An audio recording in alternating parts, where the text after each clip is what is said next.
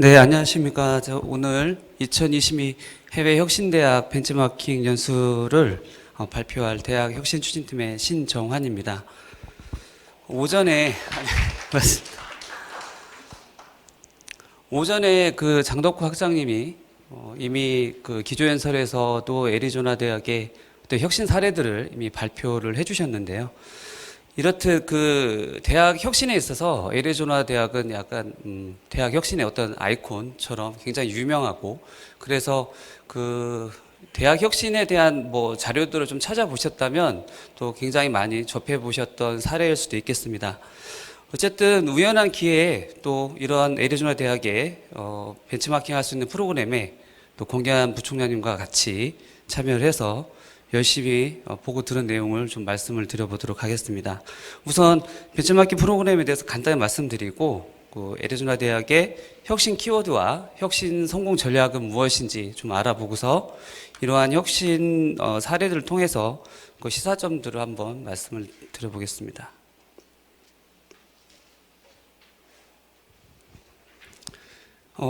이 해외 혁신대학 벤치마킹 프로그램은 대학 혁신 지원 사업 총괄협의회와 그다음에 한국 대학 신문사가 공동으로 주관하고 있고요. 2018년 일반 대학 교수 연수단을 시작으로 해서 제4차 연수가 2022년에 진행이 됐습니다. 보시면 대학 총장, 보직 교수, 그리고 일반 대학, 그리고 올해는 이번 22학년도에는 혁신사업 책임자 및 관계자 연수단에 맞춰서 그 방문한 연수단의 성격에 맞춰서 프로그램들이 좀 안내가 되고 진행이 됐고요. 특히 한국 대학 신문사가 주관을 하다 보니까 그 기자가 같이 이 프로그램 참여를 하고 현장에서 진행되는 내용들을 바로바로 기사화하고 있습니다. 그래서 여러분들 대학 신문사 홈페이지에 가보시고 그 관련 기사를 좀 찾아보시면 애리조나 대학의 혁신 사례들에 대해서 좀 더 많은 정보를 얻으실 수 있을 것 같습니다. 지금 사진을 보시면 그 애리조나 대학의 마이클 크로 총장과 함께 그 애리조나 대학의 혁신을 주도하고 있는 민화 F 박사하고 그다음 그 각 주요 보직자들이 그 혁신 영역별로 나와서 설명을 하고 같이 토의하는 형태로 연수가 진행이 되었습니다. 애리조나 대학은 그 피닉스 지역 템피에 위치해 있고요. 템피 캠퍼스를 포함해서 5개의 캠퍼스로 분산되어 있는데 재학생 수로만 보면 미국에서 가장 큰 대학 중에 하나고, 특히 이제 세계 대학 랭킹 등에서 뭐 1, 2를 하는 최우수 대학은 아니지만은 그 22년에 US 뉴스 앤 월드 리포트에서 8년 연속 가장 혁신적인 대학으로 또 선정이 되어서 이슈화되고 있습니다. 그럼 바로 애리조나 대학의 혁신 키워드에 대해서 좀 말씀을 드려보겠습니다. 이번 연수 내용과 더불어서 지난 이제 4차 동안 진행된 내용들을 중점으로 저희가 데이터를 좀 조사를 해보고, 애리조나 대학의 혁신에 대한 어떤 키워드가 무엇이 있을까 좀 제가 뽑아봤는데요. 일단 뭐 더 많은 키워드들이 있을 수 있겠지만 일단 지금 연수에 포함된 내용들 위주로 키워드 뽑았고 이걸 근거로 말씀을 드려보겠습니다. 일단 애리조나 대학에 뭐 아까도 마이클 크로 총장이 나왔지만 계속 어떤 혁신을 얘기할 때 이 마이클 크로 총장이 계속 언급이 되고 있는데요. 2002년에 16대 총장으로 와서 20년 동안 지금도 총장으로 재직하고 계십니다. 이분이 조금 달리 접근한 어떤 포인트는 뭔가 혁신을 해야 되는 시점이 됐을 때 뭐 좀 선진 뭐 또는 잘하고 있는 대학들을 무작정 따라 해야 된다 뭐 이렇게 어필한 것이 아니라 기존의 대학의 고정관념을 깨고 완전히 새로운 형태로 혁신을 해야지만 살아남을 수 있다라는 어떤 기조들을 계속 어필을 했고요. 그러다 보니 뭐 정장이 문 깡패니 뭐 독재적인 기업형 리더다 뭐 이런 굉장히 많은 비난을 초창기에 받았다고 합니다. 그렇지만 이 새로운 대학이라는 비전 이제 이후에 어떤 성과들이 계속 나오게 되면서 그 성과를 인정받고 지금까지도 그 총장직을 수행하고 계십니다. 애리조나 대학이 2002년 그 상황을 보시면 그 애리조나 대학도 중산층의 백인 학생들이 그냥 입학을 하고 어떤 학업보다는 좀 파티를 즐기다 졸업하는 아주 그냥 전형적인 중간급 어떤 미국의 대학이었고요. 2002년 그때 당시에 이제 교육 당국의 재정 지원이 계속 축소가 되고 마찬가지로 학령 인구가 감소하게 따라서 단순히 명문대 따라하기로는 살아남을 수 없다 이렇게 판단을 하고 본격적으로 혁신에 대한 드라이브를 걸기 시작합니다. 이때 애리조나 대학이 던진 질문인데요. 제가 이번 연수 때 가장 좀 좀 마음속에 새롭게 좀 들어왔던 부분인데, 보통 우리 대학이 혁신을 해야 되겠다 그러면 모든 대학들이 어떻게 하면 좀 더 우수한 아이들을 선발해서 좀 더 특수한 교육을 잘 시키고 대학이 평판을 잘 받아서 뭐 순위가 올라갈 것인가 뭐 이런 것들을 좀 고민을 할 것 같은데, 이 대학은 좀 주립대학이라는 어떤 특성도 있었겠지만 대학이 어떻게 사회에 기여를 하고 그 영향력을 만들고 누가 이러한 어떤 개혁을 주도할 것이냐, 이러한 질문에서부터 혁신을 시작했다고 합니다. 그래서 이러한 질문들의 대답으로 결국 모두를 위한 새로운 대학이라는 비전을 제시를 했고, 이 비전을 통해서 대학들이 나아가야 될 어떤 방향성을 재정의를 해서 이제 혁신을 시도하게 되었는데요. 그 첫 번째가 고등교육이 어떤 소수를 위한 게 아니라 경제적 상황과 관계없이 고등교육을 원하는 사람 누구에게 대학의 문을 개방하고 배울 수 있게끔 하는 것이 대학의 책임이고, 또 교육과 연구만 하는 것이 아니라 세계가 당면한 여러 가지 사회 문제를 주도해서 해결을 해야 되고, 그 다음 공공의 가치를 위한 책임감을 갖고 사회 변화를 이끌을 수 있어야 된다라는 어떤 대학에 대한 고등교육에 대한 재정의를 하게 됩니다. 사진은 애리조나 대학의 헌장입니다. 각 캠퍼스마다 앞에 이런 헌장들이 세워져 있는데요. 사실 애리조나 대학은 이렇게 어떤 새로운 대학이라는 비전을 제시하고 그 비전을 통해서 본인들이 하고 싶어 하고 또 되어야 하는 대학의 개념에 대해서 이 헌장에 모두 새겨놓고 모든 캠퍼스마다 이런 헌장을 세워놨는데요. 내용을 조금 살펴보시면 애리조나 대학은 누구를 배제할 것이 아닌 누구를 포함할 것인지, 그리고 그들이 어떻게 성공할 것인지에 대해서 평가를 받고 공공의 가치를 연구하고 또 지역의 경제, 사회, 문화에 대한 기본적인 책임을 지는 기관이다라고 정의를 하고 있습니다. 이렇듯 애리조나 대학이 헌장을 통해서 대학 그리고 고등교육의 역할을 재정의하고, 이 헌장을 바탕으로 구성원들이 각자 어떤 역할을 할 수 있도록 계속 혁신의 기조를 만든 것이 본인들이 여태까지 혁신의 어떤 아이콘이 될 수 있었던 원동력이었다고 말하고 있었습니다. 사진은 말씀드렸듯 이제 소수를 위한 교육이 고등교육은 소수를 위한 것이 아니라 이제 대학의 문을 개방하고 원하는 모든 사람이 고등교육을 통해서 사회 변화를 리드할 수 있어야 된다, 이런 정책을 폈고요.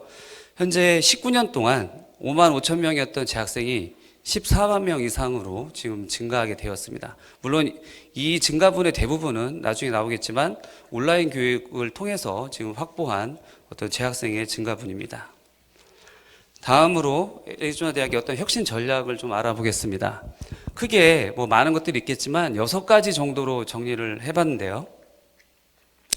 첫 번째는 대학 디자인팀을 조직하고 혁신 기조를 유지했다는 것입니다. 총장을 비롯해서 대학 보직자 중심으로 구성이 되어 있고, 애리조나 대학의 혁신 컨트롤 타워의 역할을 하는 곳인데, 이 디자인팀의 역할은 끊임없이 구성원과 대화를 해서 이 혁신의 기조를 계속 전파하고, 그 다음 그 젊고 재능 있는 교수들이 아이디어를 실천할 수 있도록 권한을 부여해서 계속 변화와 새로운 아이디어를 장려하는 문화를 구성하고요. 특히 그 혁신을 바라고 좀 적극적인 사람들을 챔피언으로 지정을 해서 그 챔피언을 중심으로 팀을 구성하게 됩니다. 그리고 그 팀한테 권한과 어떤 보상을 좀 주어서 혁신의 기조가 계속 확대될 수 있도록 노력하는 컨트롤 타워 역할을 하고 있고요. 그래서 탑다운 방식의 어떤 의사결정 구조로는 혁신이 이루어질 수 없고, 구성원들과 끊임없이 이 비전을 공유하고 소통함으로 해서 이제 혁신이 이루어질 수 있다라고 판단을 하고 있고, 이래서 120명이 넘는 주요 보직 교수들과 함께 분기별로 교무위원회를 연다든가 1년에 2번 500명 이상 리더가 참여하는 아이디어 회의를 연다든가 하는 어떤 구성원과 소통을 해서 최선을 다하는 모습을 볼 수 있었습니다. 특히 아까처럼 변화와 시도를 원하는 구성원을 챔피언으로 지정한다고 했는데, 이렇게 챔피언이 되면 보통 한 부서의 어떤 부서장, 보직을 맡게 되고요. 이 보직을 맡기 위해서 반드시 대학에서 운영하는 그 리더십 프로그램을 이수를 해야 된다고 하는데요. 이 사진은 이렇게 다양한 구성원들과 소통을 하고 의사 교환을 하는 모습이고요. 대학에서 운영하는 다양한 리더십 프로그램입니다. 프로그램별로 교원을 위한 또는 직원을 위한 또 교직원을 위해서 다양한 프로그램들 준비되어 있고요. 현재도 이 다양한 리더십 프로그램에 참여하고 있는 교직원의 수입니다. 참여하고 있는 교직원 수가 몇천 명이 넘는 그런 상황이고요. 두 번째 전략은 학문 간 경계를 허문 학과 통폐합이라고 볼 수 있는데요. 대학이 전 세계가 직면한 문제를 수행할 수 있도록 적응 가능하고 진화할 수 있도록 변화해야 된다고 정의를 내리고 있고, 이를 위해서 반드시 학제 간 융합 학문이 필요하다고 보고 있습니다. 그래서 그 시대의 흐름이나 변화 트렌드에 맞춰서 적응하지 못한 학과들은 이제 폐지를 하고, 그다음 학과와 학과를 연합해서 새로운 융합학과를 개선하는 등의 지속적인 어떤 학제의 변경을 시도하고 있고요. 이 과정에서도 어떤 새롭게 설치된 대학들이 지속적으로 혁신할 수 있도록 또 대학 차원에서 적극적인 지원을 하고 있습니다. 그래서 노벨상이나 퓰리처상 수상자들이 교원으로 이제 와서 교육을 진행하고 있기도 하고요. 애리조나 대학의 대학 현황인데요. 전체 중에서 몇 개만 좀 보시면 예술미디어 공학대학도 있고 영화, 무용, 연극대학도 있습니다. 이렇게 우리로 치면 하나하나 이제 학과일 텐데, 이런 학과들을 합쳐서 뭔가 시너지 효과를 좀 유도하고 있는 모습도 보이고, 지역사회 자원개발대학, 지구우주 탐사대학, 인류진화와 사회변화대학처럼 뭔가 지역과 세계의 어떤 당면한 문제들을 해결하기 위해서 또는 사회 변화의 트렌드를 조금 리드하기 위해서 만들어진 학과들도 보실 수가 있겠습니다. 세 번째는 정보화 기술 기반의 열린 대학 운영인데요. 여러분도 잘 알고 계시는 에드플러스에 대한 내용입니다. 고등교육의 대중화 미션을 좀 수행하기 위해서 애리조나 대학에서 에드플러스라는 교육기관을 설립을 했고, 이 에드플러스를 통해서 이런 다양한 학습 모델들을 제공하고 있습니다. 특히 온라인 학위 프로그램은 교수진을 비롯해서 교육 디자인팀의 전문가들이 강의 개발에 좀 협력을 하고 있고, 제가 홈페이지를 찾아보니까 이 교육 디자인팀이라고 하는 어떤 전담 직원들이 에드플러스 내에 한 500명 이상이 근무를 하고 있습니다. 그러니까 교원 말고도 지원을 해주는 지원 인력들이 지금 500명 이상이 지금 근무를 하고 있는 상황입니다.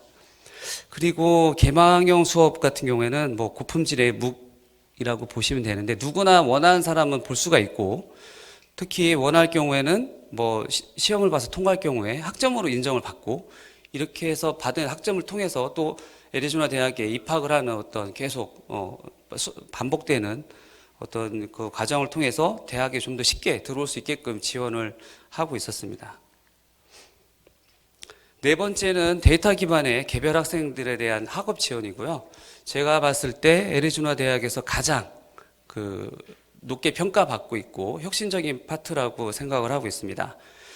일단 아까처럼 온라인 강의가 굉장히 강화되고 확대되고 있는 과정에 그 온라인 강좌의 한계를 극복하기 위해서 빅데이터와 인공지능을 활용해서 맞춤형 학습 솔루션하고 적응형 학습 프로그램들을 도입해서 운영을 하고 있습니다. 특히 학생들의 어떤 모든 학습 경로나 진행 상황 등을 수집하고 분석해서 데이터가 되면 튜터링 센터로 전달이 되고, 그 튜터링 센터의 성공 코치한테 전달이 되면 아이들에게 맞는 어떤 개인에 맞춘 학습을 독려하고 선순환하는 구조를 운영하고 있습니다.